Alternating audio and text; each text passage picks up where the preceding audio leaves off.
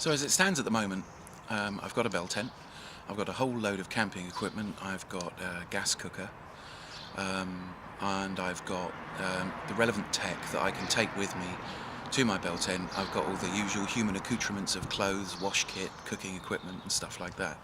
So it'll be about a car's worth, like a large car's worth or a small van of stuff that I'm taking with me to go off grid, including musical instruments and some kind of recording facility. So I've got all that. And I've got, obviously bell tent, all that sort of thing, rugs and stuff like that to go down to make myself comfortable. The remaining things that I've got to lay my hands on is a wood burning stove and the flue, which is going to be about 200 quid. I need to get myself the water carrying means. I want to be able to build a smallish vegetable garden when I get there. I want to set up my solar array, which is nearly completed and will give me a limited amount of off-grid electricity, so I can experiment with that. So I've got a few more things that I've got to get, time's getting short. I need to clear out, my house where I'm living. I need to pick out what books I'm going to take, what media I'm going to take, what tools that I already possess that I'm going to take that are going to make life easier and a bit more doable.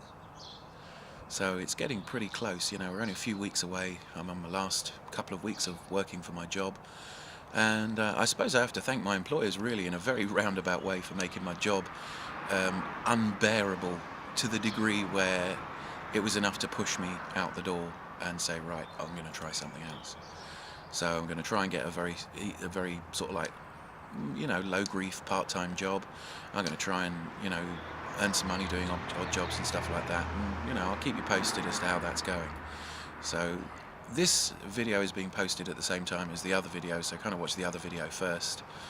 I'm going to probably call it something like, I don't know, a new beginning or something really corny like that. But, keep an eye out for it, and I'll try and get these videos up regularly, over the next couple of weeks, And yeah, it's scary, It is, just abandoning, the accepted Western way of life to the large part and doing something completely different. But I believe I'm going to have more time, I'm going to spend more time with friends and family. I'm going to properly live rather than fit life in around being farmed, which is what's happening. We're being farmed so that we believe that we're going to get a mortgage, have kids, which will give us more responsibilities, so we're more trustworthy in society because we're in the same cage that they are. If you have a mortgage and a child, then you don't have as many choices. It looks like you do. It looks like that's the next stage of your life. But really, I'm kind of thinking that, this is going to be a bit of an issue. Why should I work until I'm 70, 75, the way the current government's planning to work us into our graves? Because it's messy having people retire because they're living longer. You're going to have people retire at 60 because, they're going to live another 20 or 30 years as retired people. It's going to cost a fortune.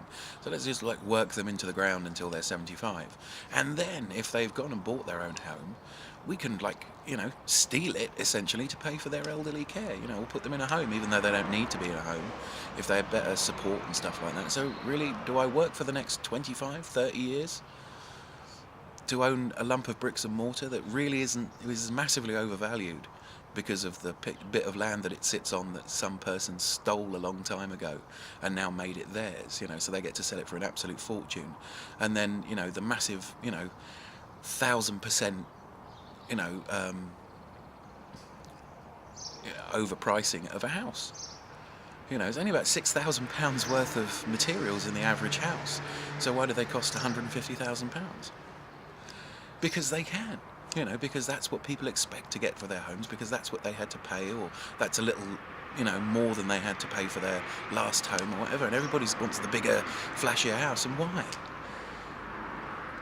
This preoccupation with stuff, have tools to do things that you find interesting, have art materials, have musical instruments, have, media so you can watch films if that's what you love, but then go and make films, make music, make art.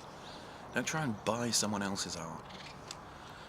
Appreciate it, maybe buy a print so that you can look at it and it can remind you of what the actual piece, looked like for you. But you really need to pay £1 million for an original Picasso? Do you really need to pay, £20,000 for the ultimate home cinema experience?